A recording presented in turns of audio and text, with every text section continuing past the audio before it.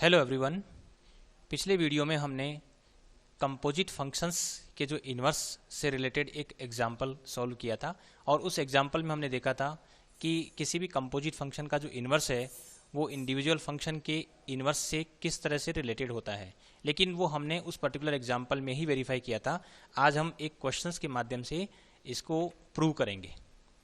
तो ये जो क्वेश्चन है वो एक्चुअली वास्तव में एक थ्योरम है और एक तरह से जनरल क्वेश्चन हो गया कि यदि दो फंक्शन इस तरह से हैं f from x to y और g जो है वो y टू z है, इस तरह के दो इन्वर्टिबल फंक्शन हैं, तो हमें ये प्रूव करना है कि GYF is also invertible with GYF whole inverse is equal to f inverse o g inverse. ये होता है, ये हमें प्रूव करना है। तो यहाँ जो गिवन है वो देखिए f and g both are invertible functions, और इसका मतलब ये हुआ कि f and g both are one one and onto function. तो पहले तो हमें ये प्रूव करना है कि GYF is also invertible, that is GYF अगर हम प्रूव कर देते हैं कि GYF one one onto है तो ये प्रूव हो जाता है कि GYF इन्वर्टिबल है। फिर हमें GYF का जो होल इन्वर्स है वो f inverse o g inverse इसके इक्वल प्रूव करना है। और यहाँ पर जो सेट x y इसी तरह सेट y z कुछ भी हो सकते हैं।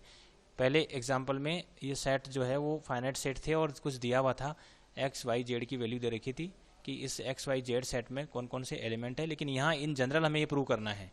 तो ये प्रूव करने के लिए हम जो है दो मेथड ले सकते हैं, दो मेथड होंगे इनको प्रूव करने की। तो सबसे पहले हम मेथड 1 लेते हैं। मेथड 1 में देखिए सबसे पहले जो क्वेश्चन में दिया हुआ है कि f and g both are invertible, तो इसका मतलब हुआ कि f एंड g दोनों के दोनों ही वन वन भी है और ऑन टू भी है। हमने ये बहुत पहले पिछले वीडियो में हमने प्रूव किया था कि यदि f और g दोनों वन वन है तो इनका जो कंपोजिट फंक्शन है ये भी वन वन होता है, और f और g दोनों अगर ऑन टू है तो इनका जो कंपोजिट फंक्शन है वो भी ऑन टू होता है। तो इसका मतलब ये हुआ कि since f and g both are one one and onto according to the question, because both are invertible function, so they are one one also, they are onto also. So f and g both are one one and onto, so their composite function GOF will be one one and onto. तो जब f and g दोनों one one onto है तो इनका जो composite function भी one one on to हो गया, तो GOF इन्वर्टिबल हो जाता है। तो यहाँ से हम पहले तो ये शो करेंगे कि f एंड g दोनों वन वन है, दोनों ऑन टू है, तो उनका जो कंपोजिट फंक्शन है वो भी वन वन ऑन टू है, ये हम प्रूव कर लेंगे। और उसके बाद जब ये प्रूव हो जाता है तो GOF इन्वर्टिबल हो जाएगा। अब GOF को देखिए, GOF जो है वो किस तरह का होगा, ये सेट x से सेट y में तो फंक्शन f है, और फंक्शन g जो है वो सेट y के एलिमेंट्स को सेट z के एलिमेंट से रिलेट कर रहा है। तो GOF इनका जो कंपोजिट फंक्शन है it relates directly this x to z, ये इसको x को सीधे ही z से रिलेट कर रहा है। तो अब ये जो है इसको मैंने फिर से लिखा है। अब यहाँ देखिए ये GOF किस तरह से वर्क करता है, ये सेट x के किसी एलिमेंट x पर जब ये ऑपरेट होता है तो कैसे ऑपरेट होगा, सबसे पहले जो इमीडिएट फंक्शन f है ये ऑपरेट होगा, fx आएगा, fx की वैल्यू ये fx की वैल्यू हो गई, क्योंकि इस x पर जैसे ही f ऑपरेट होता है तो हमें fx मिल रहा है यानी y मिल रहा है, तो इस fx की जगह हम y रख देंगे। फिर ये जो y आ रहा है हमारा, इस पर जैसे ये g ऑपरेट होता है तो हमें z मिल रहा है, तो gy is equal to z। तो अल्टीमेटली GOF क्या कर रहा है, GOF जो है वो जैसे ही x पर ऑपरेट होता है तो हमें z मिल रहा है, तो GOF x की इमेज z बना रहा है। और चूंकि GOF इन्वर्टिबल है तो ये उल्टा भी वर्क करेगा, यानी कि ये जब z पर इसका जो इन्वर्टिबल फंक्शन है, इन्वर्स फंक्शन, इस GOF का जो इन्वर्स फंक्शन है GOF होल इन्वर्स, ये फंक्शन जब z पर ऑपरेट होगा तो डेफिनेटली वापस x मिलेगा। x की इमेज बन रही है GOF के अंतर्गत z, x की इमेज z बन रही है अंडर दिस फंक्शन। सो इसके जो इन्वर्स फंक्शन है वो क्या करेगा, जैसे ही z पर ऑपरेट होगा तो वापस x आ जाएगा। तो GOF inverse when operated on x z we get x, तो GOF whole inverse when operated on z we get x। एक तो ये रिजल्ट हमारे पास आ रहा है। अब देखिए ये रिजल्ट हमारे पास है GOF इन्वर्स z, ये जो है जैसे ही z पर ऑपरेट होता है तो हमें x मिलता है। अब इधर देखते हैं g इन्वर्स f इन्वर्स, तो f x से y में है तो डेफिनेटली f इन्वर्स y से x में होगा, और g y से z में है तो g इन्वर्स z से y में एक फंक्शन होगा। और g इन्वर्स और f इन्वर्स दोनों एग्जिस्ट करते हैं क्योंकि ये दिया हुआ है कि f और g दोनों ही इन्वर्टिबल फंक्शन है। अब f इन्वर्स y से x में है और g इन्वर्स z से y में है, तो इन दोनों को यहाँ डायग्राम में मैंने शो किया है। तो देखिए g इन्वर्स जो है वो z से y में है, और f इन्वर्स y से, इस कैपिटल Y से कैपिटल X पर ऑपरेट हो रहा है, कैपिटल Y से कैपिटल X पर फंक्शन है। अब ये जो g इन्वर्स जब z पर ऑपरेट होगा तो y मिलेगा, क्यों? क्योंकि जब जी वाई पर ऑपरेट होता था तो हमें जेड मिलता था, G Y is equal to Z, so G inverse Z will be equal to Y. Similarly F X is equal to Y, so F inverse Y, जब when F inverse is Y पर operate होगा तो हमें वापस x मिलेगा। तो इस तरह से वर्क कर रहा है। अब इनका जो कंपोजिट फंक्शन देखिए, कंपोजिट फंक्शन लिखते समय हम क्या करते हैं, जो बाद का फंक्शन होता है एफ इनवर्स वो पहले लिखते हैं, फिर वो लिखने के बाद ये जो शुरू का फंक्शन है उसको लिख देते हैं। जब डायग्राम में इस तरह से शो करते हैं तो बाद वाले फंक्शन को पहले लिखते हैं और पहले वाले फंक्शन को हम बाद में लिखते हैं। इस तरह से एफ इनवर्स ओ जी इनवर्स, तो F inverse O ji inverse is a function which is from set Z to set X. तो when it is operated on Z we get X directly. तो यहाँ देखिए एफ इनवर्स ओ जी inverse जब Z पर operate होता है, F inverse ओ जी inverse जब Z पर ऑपरेट होता है तो क्या होगा, सबसे पहले ये जो इमीडिएट फंक्शन है जी इनवर्स वो ऑपरेट हो रहा है, और जी इनवर्स जेड, जी इनवर्स जब जेड पर ऑपरेट होता है तो हमें वाई मिल रहा है, तो जी इनवर्स जेड है इसकी वैल्यू वाई हो गई। अब इस वाई पर ये एफ इनवर्स फंक्शन ऑपरेट होता है तो हमें एक्स मिल रहा है। तो अल्टीमेटली एफ इनवर्स ओ जी इनवर्स जब जेड पर ऑपरेट होता है तो एक्स मिल रहा है। ये डायग्राम से भी पता लग रहा है हमें कि जेड पर ऑपरेट होता ही हमें एक्स मिल रहा है। तो इस तरह से यहाँ देखें ये वाला पार्ट जब ये जी ओ एफ होल इनवर्स था ये जेड पर ऑपरेट होता है तो हमें एक्स मिल रहा है। सिमिलरली एफ इनवर्स ओ जी इनवर्स जब जेड पर ऑपरेट होता है तो वापस एक्स मिल रहा है। तो यहाँ से हमें पता लग रहा है कि value of both the functions are equal, value of both the functions are equal.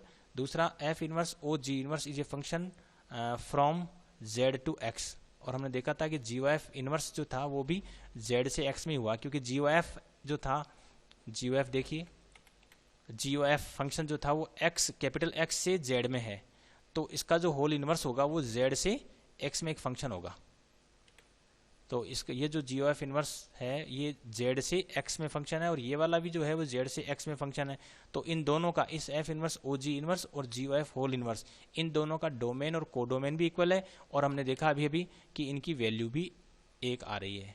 तो जब दो फंक्शंस की डोमेन, कोडोमेन और वैल्यू तीनों चीज़ें इक्वल हो जाती है तो ऐसे दो फंक्शन इक्वल हो जाते हैं। तो इस तरह से जी ओ एफ होल इनवर्स जो है वो एफ इनवर्स ओ जी इनवर्स के इक्वल हो जाता है। तो ये हमने इस मेथड से इसको प्रूव कर दिया। अब दूसरा मेथड देखते हैं।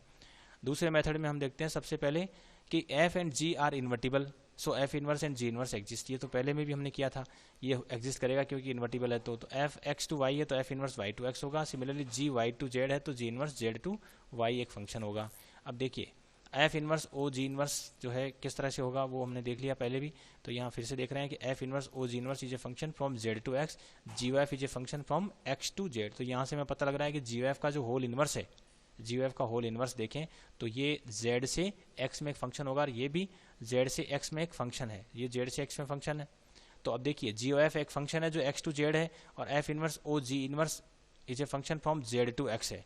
तो यहाँ ये संभावना बनती है कि ये जो एफ इनवर्स ओ जी इनवर्स है वो इस जी ओ एफ का इनवर्स की तरह काम कर सकता है, क्योंकि इसके जो डोमेन और कोडोमेन है यहाँ रिवर्स में आ रहे हैं। अब हमें केवल इतना सा चेक करना है कि एफ इनवर्स ओ जी इनवर्स जो है वो इस जी ओ एफ का इनवर्स है, ये हमें देखना है। इस वाले पार्ट को हमें चेक करना है कि ये जो है वो इस जी ओ एफ का इनवर्स है। तो सबसे पहले इतने, ये थोड़ा बड़ा दिख रहा है तो इसको हम एक शॉर्ट नेम दे देते हैं। Let us suppose f inverse O ji inverse is a function and we denote it by h, इसको हम एच से डिनोट कर देते हैं। अब हम देखते हैं कि ये जो एच है अगर इसका इसके साथ, इस जी ओ एफ के साथ कॉम्बिनेशन देखें, और अगर वो कॉम्बिनेशन जो कंपोजिशन ऑपरेशन लगाएं इन दोनों के बीच में, एच और जी ओ एफ इन दोनों के बीच में कंपोजिशन ऑपरेशन लगाएं और वो एक आइडेंटिटी फंक्शन आ जाता है, तो फिर हम कह सकते हैं कि जो एच है वो इस जी ओ एफ का इनवर्स है। तो हम क्या करेंगे, जी ओ एफ और एच इनके बीच में कंपोजिशन ऑपरेशन अप्लाई करते हैं और देखते हैं कि इनका जो रिजल्ट है वो क्या आता है। तो सबसे पहले हम जी ओ एफ है और इस एच है इसको कंपोजिट करते हैं कंपोजिशन ऑपरेशन के माध्यम से, तो देखते हैं क्या आता है। तो जी ओ एफ ओ एच इसको सोल्व करना है हमें, जी ओ एफ तो ये रहा और एच ये रहा, तो इनका कंपोजिशन किया हमने और ये हमारे पास आ रहा है, इसको हम सोल्व करने हैं। तो इसको सोल्व करने के लिए मैंने यहाँ लिखा है कि ये हम जी ओ एफ ओ एच लिखूँ, चाहे इसको एफ ओ एच को अलग से सेपरेट कर दें। तो ये जो तरीका है लिखने का, ये एक्चुअली हम क्यों कर पा रहे हैं, क्योंकि कंपोजिशन ऑपरेशन इज एसोसिएटिव, ये हमने पहले प्रूव किया है कि ऐसा होता है। तो इसमें क्या किया, यहाँ जी और एफ, ये जो कंपोजिशन ऑपरेशन यहाँ दो जगह दिख रही है, ओ ओ यहाँ भी दो जगह दिख रही है, यहाँ तीन फंक्शन है जी एफ एच। तो इनमें से शुरू के दो फंक्शन लिए हैं पहले, और यहाँ बाद के दो फंक्शन को ब्रैकेट में रखा है या पहले दो फंक्शन को ब्रैकेट में रखा है। तो इस तरह से जब लिखते हैं तो ये कहलाता है कि ये हमने जो तरीका लिखने का है ऐसा हम कर सकते हैं, because composition operation is associative. जब भी ऐसा होता है तो हम ऐसा लिख सकते हैं, यानी इस ब्रैकेट को हम यहाँ शुरू के दो फंक्शन से रिमूव करके बाद के दो फंक्शन पर लगा सकते हैं, और ये लिखना हमें अलाउ करता है ये रिजल्ट कि कंपोजिशन ऑपरेशन एसोसिएटिव है। ये फैक्ट जो है ये हमें अलाउ करता है ऐसा लिखने के लिए, तो हम ऐसा कर सकते हैं। अब एफ ओ एच, अब इस एच की हम वैल्यू पुट कर देते हैं वापस। ये जो एच हमने अज्यूम किया था कि एफ इनवर्स ओ जी इनवर्स, इस एच की जगह ये वैल्यू पुट कर देते हैं। तो देखिए ये वैल्यू पुट करने के बाद क्या आता है, जी ओ या एफ ओ, और इस एच की वैल्यू यहाँ से पुट कर दी, एफ इनवर्स ओ जी इनवर्स यहाँ पुट कर दी। उसके बाद हम फिर यहाँ देखिए यहाँ तीन फंक्शन है, एफ इनवर्स और जी इनवर्स, और इनके बीच में ये कंपोजिशन ऑपरेशन है। तो अब इसमें चूंकि कंपोजिशन ऑपरेशन इज एसोसिएटिव, तो हम इस ब्रैकेट को यहाँ से रिमूव करके शुरू के दो फंक्शन पर लगा सकते हैं। तो हम एफ ओ एफ इनवर्स पर इसको लगा देते हैं। एफ ओ एफ इनवर्स को हम ब्रैकेट में बंद कर देते हैं, इसको अलग से सेपरेट कर देते हैं ओ जी इनवर्स।